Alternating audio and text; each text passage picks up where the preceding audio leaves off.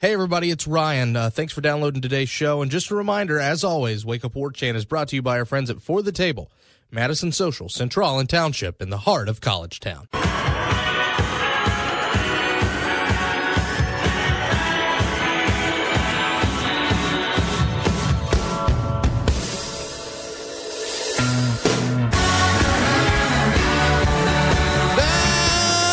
Ladies and gentlemen, from Tallahassee to Thomasville and from coast to Atlantic coast, it's time to Wake Up War Chant here on 97.9 ESPN Radio, and it's a very happy Tuesday morning, December the 5th, to you and yours. You're currently listening to the voice of Ryan Kelly.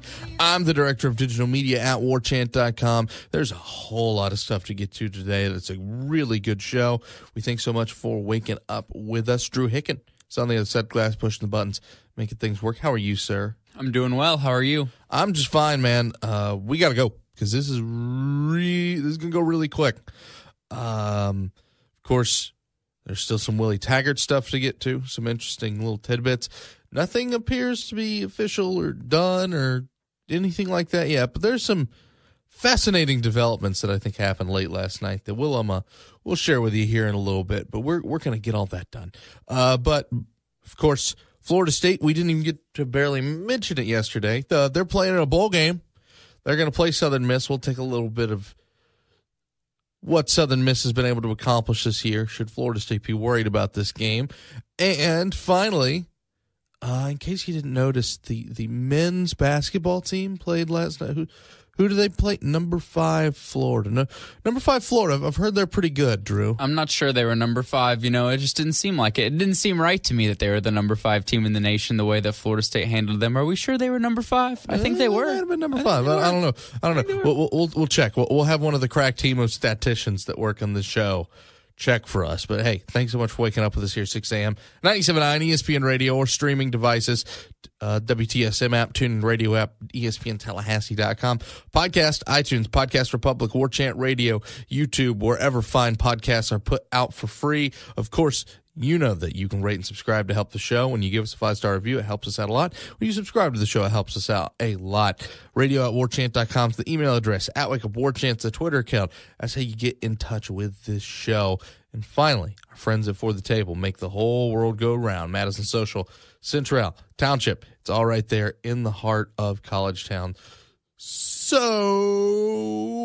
nothing's official on Willie Taggart yet, but last night, just a couple of tea leaves that you started to read, and you thought to yourself, oh, okay, that might be a little something, like including, well, let's start with the idea that David Kelly, who's the assistant AD of football recruiting operations, started following Florida State players on Twitter. Let's start talking about how some of Florida State's targets that were not Oregon targets are starting to be followed by Oregon staff members. Listen, I'm no genius, but I can read between the lines on some things. And when some of the people over in Eugene, again, nothing confirmed on this side, but when some of the people over in Eugene who have been adamant throughout this whole thing that he's not going anywhere, they haven't even talked. And then the tune changes, and then out of nowhere, yeah, he's probably gone. Yeah, I don't know what to tell you, which happened with a couple of those Oregon outlets who said he's not going anywhere. Well, you start to get a little suspicious. And again, can't confirm anything yet. It's 6:04 when we're recording this. I can't put anything together. But you're starting to read the tea leaves, and you're starting to say, I think something might be about to change. Yeah, I know. I wish we could come on here and say something for sure, but that'd be awesome. At the end of the day, you can't really say anything for certain on about Twitter updates unless it's really Feldman or McMurphy, or you got schools confirming. That's kind of where it's at. And so yeah, it does look likely, but nothing is a done deal at this point. But it is a little comical to me how Oregon fans and outlets didn't just see this coming. Now, granted, nothing official. It's looking that way. But the overall kind of ignorance or like naive feeling around this situation from their side kind of surprised me. There was only really a couple of the bigger guys who said, I think if Florida State offers, he's gone. And it just didn't make a whole lot of sense to me. When you put it all together, Willie Taggart at Florida State just makes way too much sense. And not trying to be insensitive to their situation, because we just went through the same thing several days ago, and you've seen the disdain that's come out for our coach, our old coach, especially after his comments in his opening press conference. It's just, it's really no surprise here that it looks like Willie Taggart is going to be Florida State's next head coach. No, it's not a surprise at all. And I think you also have to look at it this way, because you're right. You don't want to be insensitive to this idea. But as far as Florida State goes and as far as Oregon goes, it's both kind of weird situations and weird circumstances. Jimbo Fisher, I think there were a couple jobs he would have left for, but Jimbo Fisher certainly didn't leave because of the job that Florida State was. Jimbo Fisher left because the relationship kind of got a little soured, and it's also really hard to say no to $75 million. For him to go up there and go, it's a no-brainer. We'll get to that. We'll get to that. But first of all, also when you look at Oregon is personally bankrolled by Phil Knight. It is a job that you probably couldn't say 10 years ago was a destination job for most people. For most people, Oregon is a destination job. Oregon should not look in the mirror and feel bad about itself when this happens today. Especially when you got, like you said, Phil Knight in the negotiations rooms. I think that's where a lot of Oregon fans' confidence came from, was knowing that Florida State being whether it's a fair stigma or not, they think we're historically cheap. And then the little reports, nothing verified or confirmed, were creeping out yesterday that Florida State was lowballing Taggart, which I really don't believe to be true. But again, neither do I. None of us really know. But again, we have a hard time believing that if the initial offer was indeed, because the person who reported it was that the initial offer was $4 million to Taggart, which I also don't believe. That Florida State flew all the way to Arizona to offer the man 4.1. I don't see that as being a very likely scenario. But again, I think that's why Oregon fans were so confident, was because supposedly Phil Knight had told Willie Taggart that he would like to speak to him before he agreed to anything. And they thought, Phil Knight is just going to slap all this money on the table that Willie can't refuse. But the factor they wouldn't put in there is that Florida State, by all accounts, is Willie's dream job. It's where he wanted to be. He wanted to get this thing done. And again, that's nothing official. But when the two sides met for as long as they did, it only tells you that Taggart and Sexton were pretty adamant of trying to get this deal done.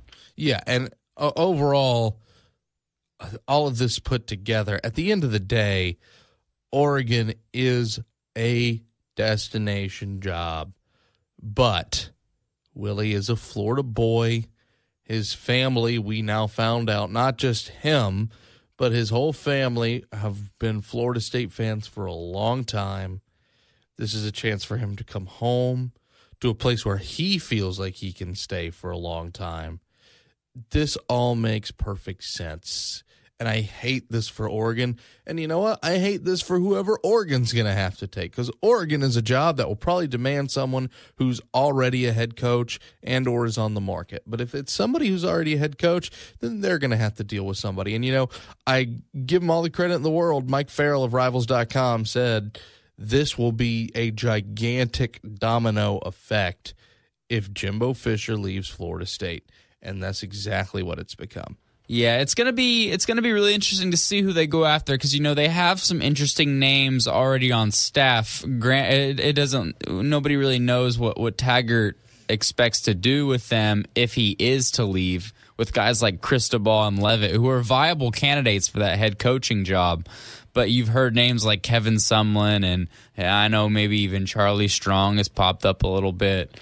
It's going to be interesting to see what direction they go in. But again, I do believe that you're right that Oregon is a destination job. I don't think listen, by no means do I think Florida State easily plucked Willie Taggart away from them if that is the case. But I just think that there are too many factors in Florida State's favor for this thing not to maybe eventually get done. I just think that in the grand scheme of things, while Oregon is a destination job, when it's Florida State, it's Florida State. And I think a lot of people forgot about that in this situation because just off the fact that Florida State hasn't had a coaching search in 41 years. But this, we said it all week. And when Jimbo Fisher goes on in his press conference and says the things that he says and puts out this false narrative about our supposed third world type facilities and culture here, which is just a load of crap, and how nothing can get accomplished besides 3 ACC titles, a Heisman Trophy winner, and a national title, 29-game win streak. But whatever, we'll let that go. When you put that narrative out and the people who aren't connected to the situation see that, they just assume that there's no way that somebody would want to leave Oregon to go to Florida State. But the reality of the situation is inside of college coaching circles and anybody who's aware of the situation is that Florida State is a top 5 job in college football. And when a top 5 job in college football comes calling for the first time in 41 years in your home state, good luck turning that down. Especially, and that's what I think, if this is done, and again, it's not completely, as we know. I do know that our own Gene Williams reported yesterday that he seemed to think that if a deal wasn't done yesterday, it wasn't going to get done. So makes me think that everybody's come away from the table happy, maybe, especially considering all the stuff that broke late last night with those weird Twitter follows and all that. But I will say this. I think everything you need to know about a Florida State job being open, even though there wasn't this huge, expansive coaching search with all these big-time, sexy names, Florida State had one big-time, sexy name on their mind. And you know what they did? They went straight out and they took him. I think that's really all you need to know about this search. They got their guy, and it didn't take 10 years, 7.5 a year guaranteed to do it. I mean, and that's not to say they've lowballed Willie. I don't know what the contract number is, but I would imagine he's going to be paid fairly. I would imagine that his coordinators are going to be paid more than fairly because they most certainly were at Oregon if they are coming with him. So all of that being said, I think everything's going to work out for the best for them. I think Oregon's going to end up with someone who's great, someone who kind of fits the mold that they're looking for. I wouldn't be surprised if Kevin Sumlin's a guy that lands there, and I think Kevin Sumlin's a good fit for Oregon. So all that being said, I think for the most part, everybody's going to be a winner here. I especially think Florida State's a winner here because of what had been going on with Jimbo Fisher the last couple seasons, because you had that crazy buyout that you had no idea that you were going to get under. The fact that it looks like all of that's going to go away. You're not going to have to deal with some of the problems and I guess some of the toxic situations that had become in the Jimbo Fisher era. And now you're going to get a guy who, by all accounts, can be somewhat of a rah-rah guy, maybe not as much of a micromanager, certainly just as good, if not better, of a recruiter, and an offense that kind of solves a lot of the problems that your fans had with the previous administration's offense. I think for as far as Florida State goes, this is as big a W as you're going to have. Yeah, I think if this is indeed done, this is the home run hire. This is the guy that you wanted, that you had to get, and you went out and by all accounts, it looks like you possibly have pulled off. It's tough for me to say that Oregon really comes away a winner in this. They really had things rolling a little bit. They had that 6th ranked recruiting class in the nation, even as high as 1 on certain sites. Losing your coach after a year when things are going in the right direction is never a good thing, but I do think they'll come out on the other end of this okay, because I do believe, I agree with you, I think Kevin Sumlin's a good coach, I really do. He was never a fit here, because in no way, shape, or form were the optics of a situation could Florida State swap coaches with A&M. And he's also just a West Coast guy. He's originally from the Arizona area. A lot of people thought he was a shoo-in for the Arizona State job until the whole Herm Edwards thing happened. What the heck went on at that press? I still don't really understand that move. I definitely don't understand that press conference. The fact that he apparently just can't grasp the fact that they're the Sun Devils. But, you know, it's Herm Edwards, so not that surprising. Play to win the game, baby. You play to win the game. All right, before we go to break, though, I didn't think we'd be talking about Jimbo Fisher's introductory press conference, but you brought it up. What do we make of Jimbo Fisher's little side swipe, little parting jabs at FSU? You know, for the most part, I do believe people got a little bit too fired up, maybe even including myself when the initial quotes came out, just because as weird as it is for all of us, the man is their coach now. So he's got to coach to them. He's got to say what they want to hear, and I fully understand that. Well, there was a way you totally could have said, right, this is a great administration. That being said, he took shots that were completely unnecessary. For him to go up there and say anything but good things about Florida State, and coming away from this, the person who I feel the worst for, who really stuck his neck out for Jimbo time and time again, President John Thrasher. John Thrasher. And the fact that Jimbo just goes up there and just goes, after 8 years, first off, no letter to fans, no, short meeting with his team. Just no kind of nothing really, other than about a 30-second introductory in his press conference saying, I want to thank Bobby Bowden and John Thrasher, just mixed. Eric Barron was noticeably absent from those people he thanked. Right. It's just, the fact that everything that Thrasher did for him, and by all things that we had heard that Jimbo had told Thrasher as recent as weeks ago, for him to go up there and just, thanks, John. It just rubbed me the wrong way, just because President Thrasher's an awesome guy, and he really, time and time again, when people were upset with Jimbo, Thrasher was kind of that mediator who stuck his neck out for him, and even came out 2-3 weeks ago and said, Jimbo Fisher's our coach for forever. And he didn't just do that, by the way. Spoiler alert. I think he had some reaffirmation in that sense. But again, it's just, I think he has gone about this entire process about the worst way that you could. And for him to go out there and just immediately bring up the administration and the facilities and how nothing can get done, I didn't have a problem really with much else other than the fact that he did that.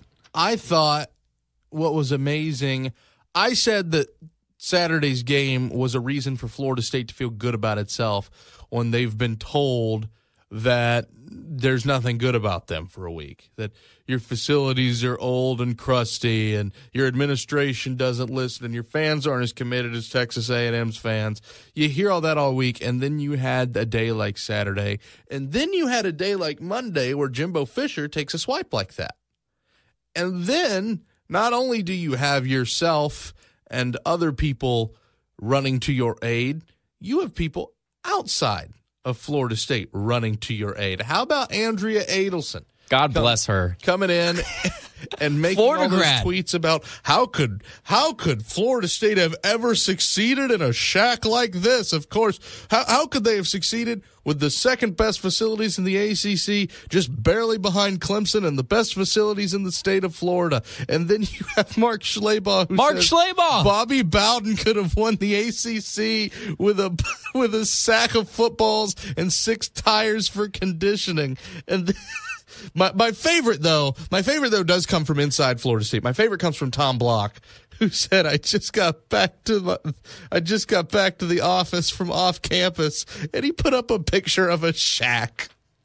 Yeah. I was, pleasantly surprised all the national people who kind of ran to Florida State's aid saying how ridiculous this thing was. Because at some point you draw a line in the stand. At some point this gets too ridiculous. And it is. And another thing that I forgot to bring up, I said it earlier, but for Jimbo Fisher, and I know that he's just coaching to the crowd at this point, but there is no need for you to go up there and say this decision was a no-brainer. Do you not care about the kids that you coached for 8 years at all? Do you have no remorse, no nothing about the way this situation went down, even though by all accounts you were highly emotional and telling them, and you were upset that it leaked first, and you told everybody this whole time you were yanking people's leg one way or the other? And I get it, that's what you have to do in this business until it's a done deal. But then you go up there and say, oh, it was a no-brainer for me, Texas A&M. I had to leave Florida State. Didn't even think of it. That's just ridiculous, and it's flat out not true. Yeah. At the end of the day, Florida State is going to come out looking a lot better than this than Jimbo Fisher is. And Florida State, I did, however, say that Florida State should be a little petty.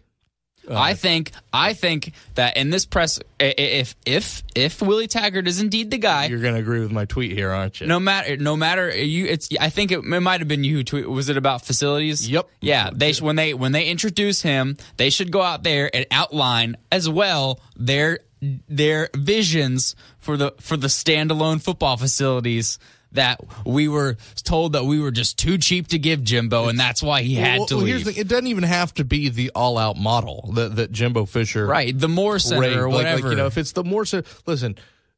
We're not idiots. We know the renderings exist. I mean, a couple people have seen them.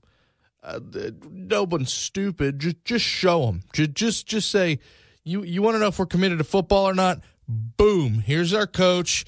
Here's our building. Have a nice day. A coach who's been a Florida, who grew up a Florida State fan, whose family is Florida State fans, and who we know wants to be here, and we don't expect to leave. That's what's going to be refreshing. And a coach who would set the recruiting world on fire. Nobody knows that better than our own Michael Langston. I got a chance to chat with him last night about just exactly what Willie Taggart would do if he was the recruiting guy in charge at Florida State. We'll do that. We'll talk about hoops after this. Wake Up War Chant 97.9 ESPN Radio.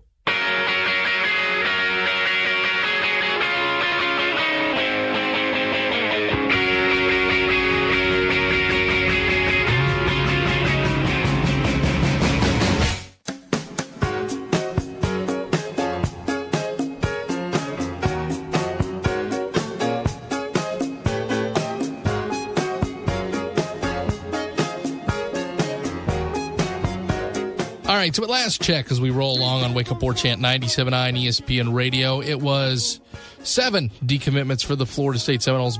Michael Langston's on the phone line. He might correct me if I'm wrong there, but I believe 7 is still the number here.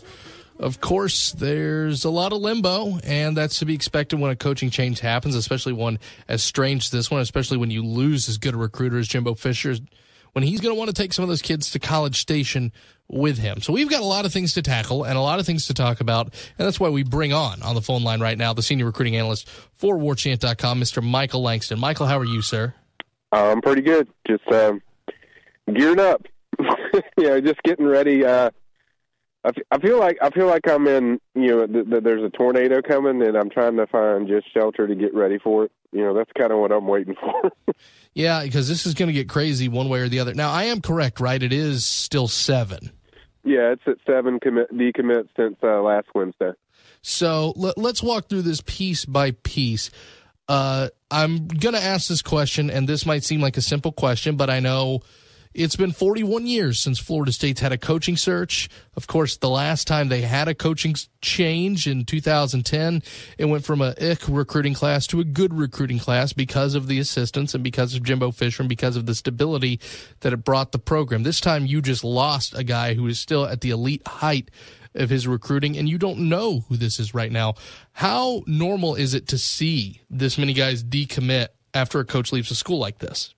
Well, I think it's kind of a different situation than most, coaching changes because, as you mentioned, you're losing a coach that's been here for 8 or 9 years, and you're also losing a coach that, you won a national championship with, you won 3 ACC titles with, a bunch of 10-win seasons. So you don't see too many losses as far as, coaches that are, that good for that extended time. So that hasn't happened a lot around the country. So that's where it kind of changes. Plus, as you mentioned, FSU's never gone through this before. So this is kind of new. And there's really, when recruiting, it's kind of a momentum thing where once one kid sees to do it, it's kind of rubs off on the other and it kind of rolls but it just all goes to uncertainty. When kids don't know who's there, it's really tough. And, Charles Kelly and Odo Higgins and, all the coaches that are still there, even though they don't know what their job situation is going to be, they're still working it hard. But, not to mince words, but Jimbo really put him in a tough position. He really did not do them any favors the way he's handled this whole thing. And speaking of Jimbo Fisher, of course, he's a talented recruiter in his own right. And there's no doubt, as I mentioned off the top, there are some kids that are currently in Florida State's class that he would love to have bail to College Station with him. Could you identify any of those guys if you had to put it right out? Who is Florida State most in danger of having flipped directly to the Aggies? I don't think there's anybody directly that I see that would flip right to the Aggies. I think most of them, if he did flip somebody, it would probably be, maybe somebody in the 2019 class. You got Jalen Curry is over there from in the Texas area. I think there's a good chance he'll, probably end up at Texas A&M. But I think most of the guys are 2019. I can't really think of anybody or know anybody that Texas A&M that they would flip right now from FSU that I can think of off the top of my head. Let's keep moving forward with that then.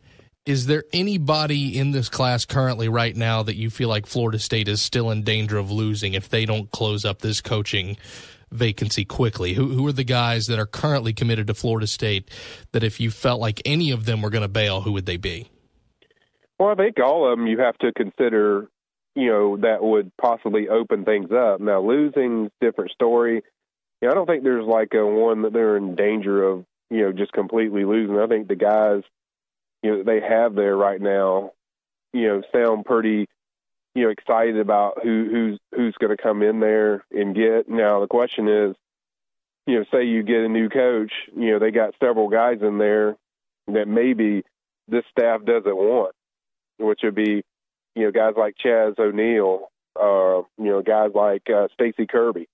Will this new staff actually want them and honor that, that offer? I mean, offers kind of change once you get a new, coaching staff. So that's really the bigger question than, if I've heard anybody that's kind of, they could probably lose. I mean, I think pretty much everyone you have to consider, is kind of open until, this coaching change made, and then we can kind of feel out who, once you hire somebody, then their feelings about the hire, and it will tell you a lot. But, I mean, I think, A.J. Litton's going to take some visits to defensive back, but I think, as long as it's a good hire and he feels good about it, he's going to be there. I think Amari Gaynor, same thing. He's going to take some visits. And I think those two, but, like I said, I think if they get the right hire, and the kids feel comfortable about it, those are guys you're going to keep. And I just don't know anybody right now that I could say for sure. I guess one, if I had to pick one, Charles Strong would be one, assuming if Jay Graham's not there. If Jay Graham's not there and he does go, either to Texas A&M with Jimbo or he takes another job, then possibly Charles Strong's one to watch.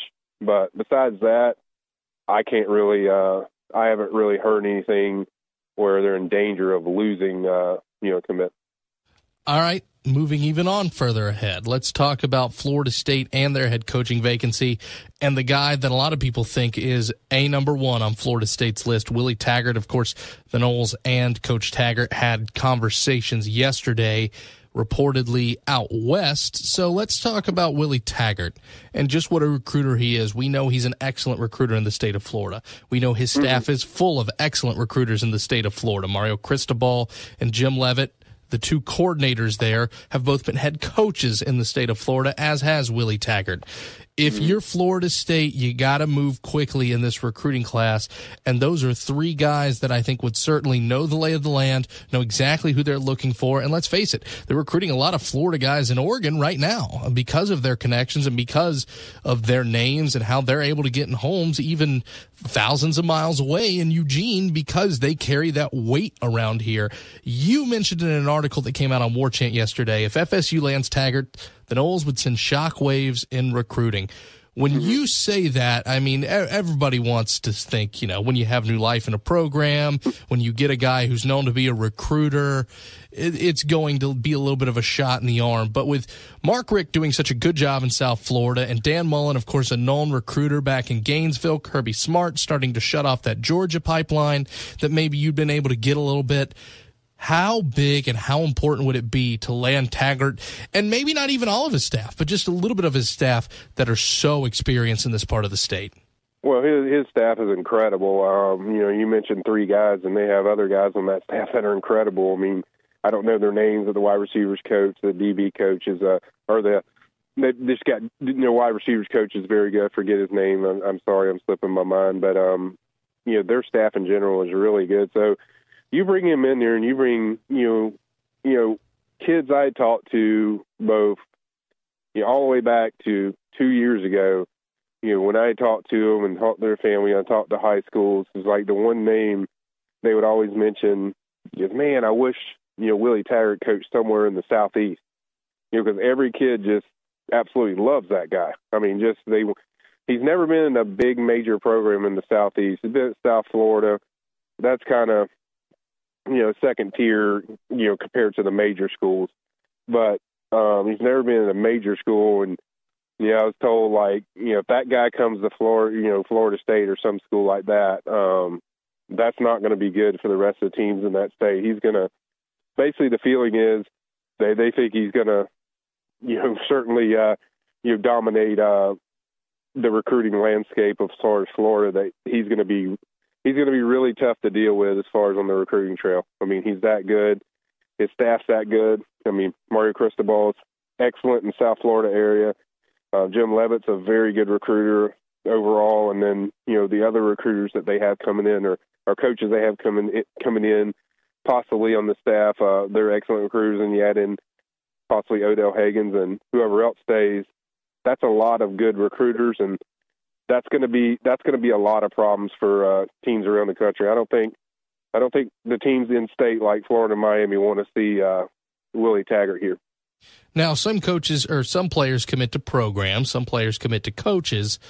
Who in Oregon's class currently at the moment do you think Willie Taggart would have a strong play to bring with him to Tallahassee?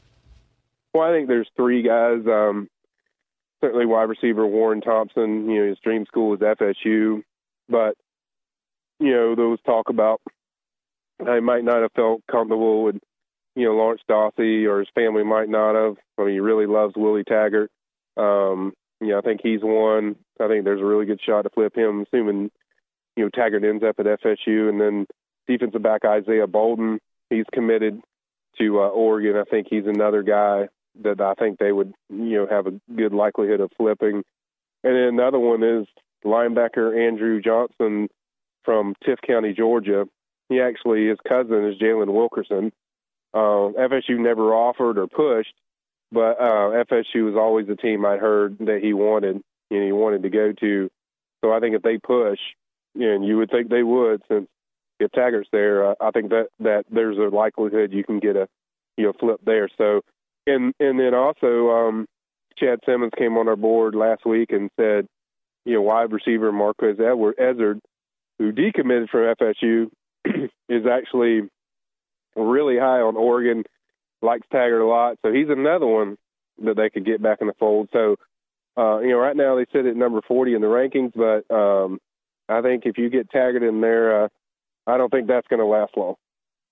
Finally, before I let you run, Michael, Florida State has a plethora of running back talent.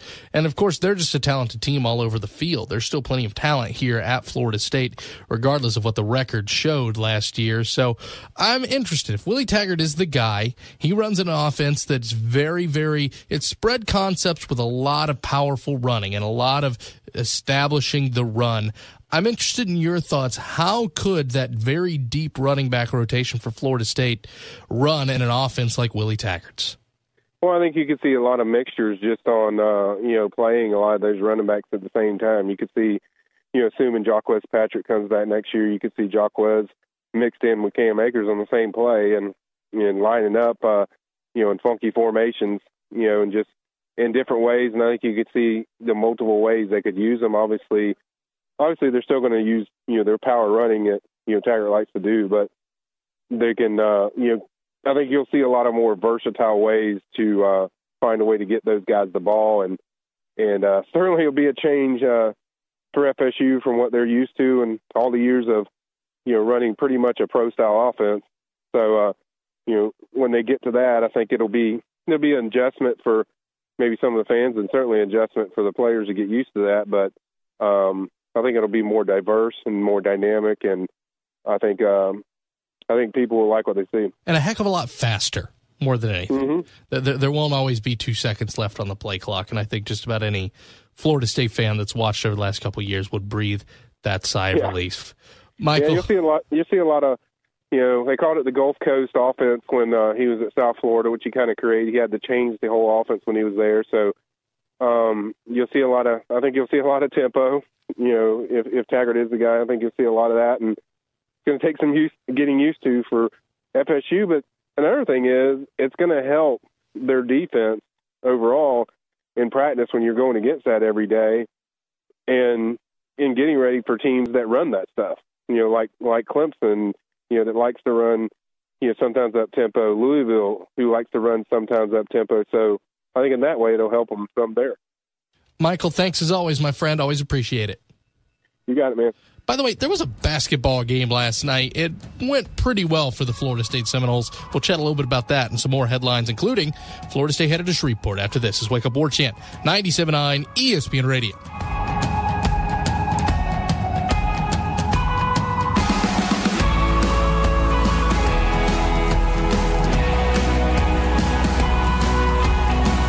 Darn pop-ups and video ads. Are you wasting your time again on clickbait FSU updates that are bloated down with ads? Yeah. And after crashing my computer, the information isn't even up to date. You're on warchant.com. What's really going on with the Seminoles? For the real scoop, you'll need to get your own War Chant subscription. What's it cost? Free. There's a 30-day trial offer right now. You know I like free. Sign me up. Use the promo code WARCHANT30. That's WARCHANT30. Nobody has more accurate and timely information on the Noles than WARCHANT.com. WARCHANT.com, your ultimate Seminole source.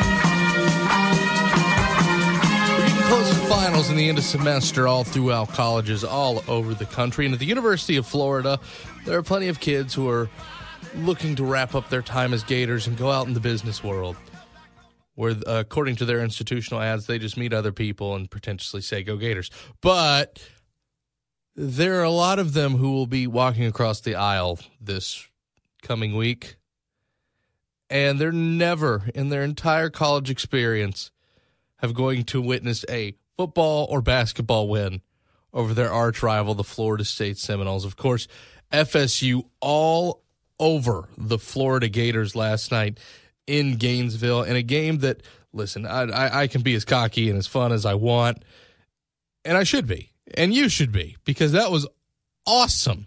And when you take a look at, I never in my wildest dreams thought, even if Florida State won, they were going to take care of this. I didn't think Florida State was going to win that game. I thought they had a great shot with Chris Kamaje and having all that length there and all that presence under the basket, but there was no way. I didn't even think they had a great shot if they had Kamaje. I mean, just I did. I didn't quite think Florida was a fifth-ranked team. I do think Florida's really good, so I'm not going to be here. Florida's really good. They're really good. Let's not underplay what Florida State did to that team last. Florida is really good, and they are. I believe they're the top scoring team in the nation, and Florida State held them to 66 points. Yeah, 83-66, your final score. Phil Kofer with a double-double. Terrence Mann with a lot of hard drives to the lane. I'm still terrified that when ACC play comes around and when he's still scouted, a lot of the ACC teams who've already scouted him before are going to look back and they're going to see a guy who's maybe a little bit better on the inside, but he's still scared to death to take that jump shot. It's not even that he has a bad jump shot. You can just tell it's in his head now. You can tell it's something that he really struggles with mentally. And I said it maybe a week or two ago. Sooner or later, Florida State is going to lose a basketball game because Terrence Mann won't take open looks. It is what it is. But this team they might be a little better than we thought, and they're fun to watch, and they love each other. I mean, they fly around. They love playing with each other. It's great, man. It's fun to see.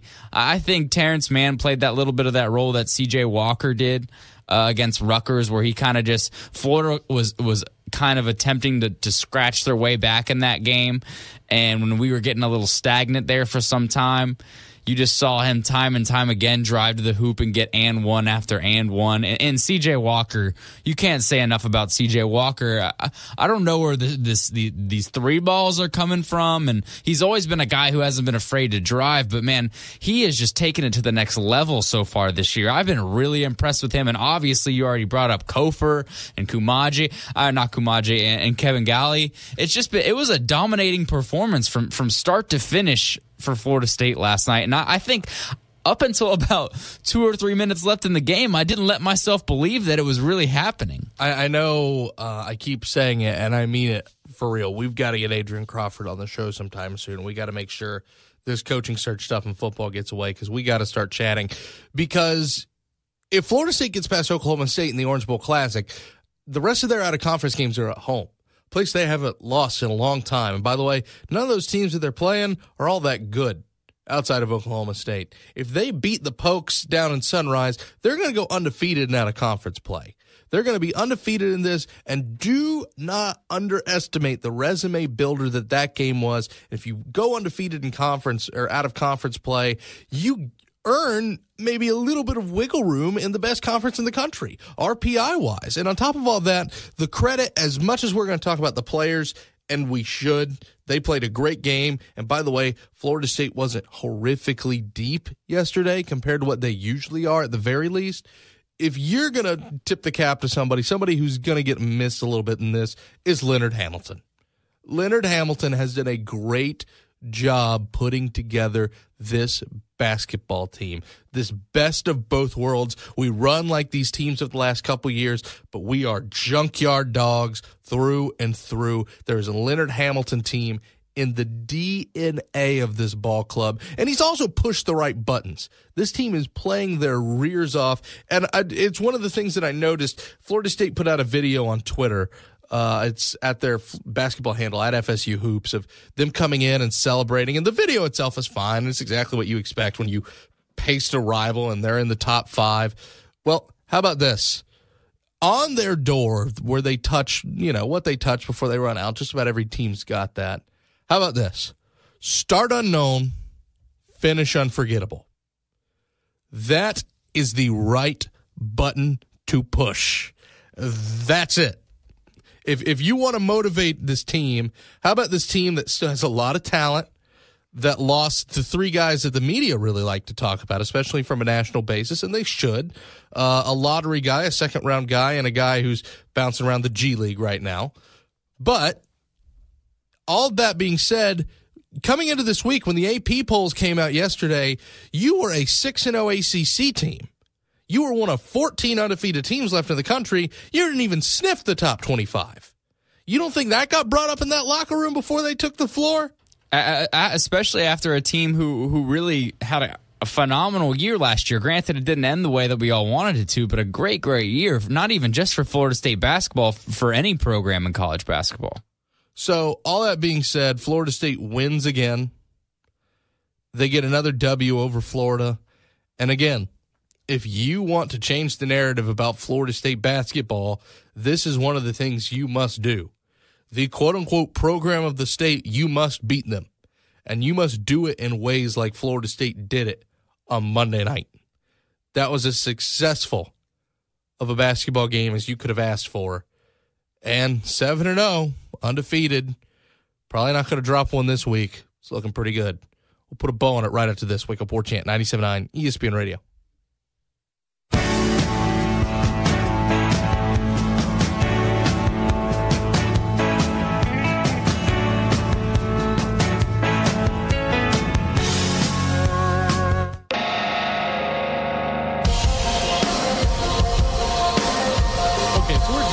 Done here, and I feel bad because this is the second day in a row that we haven't really been able to talk about the Independence Bowl and Florida State Southern Miss.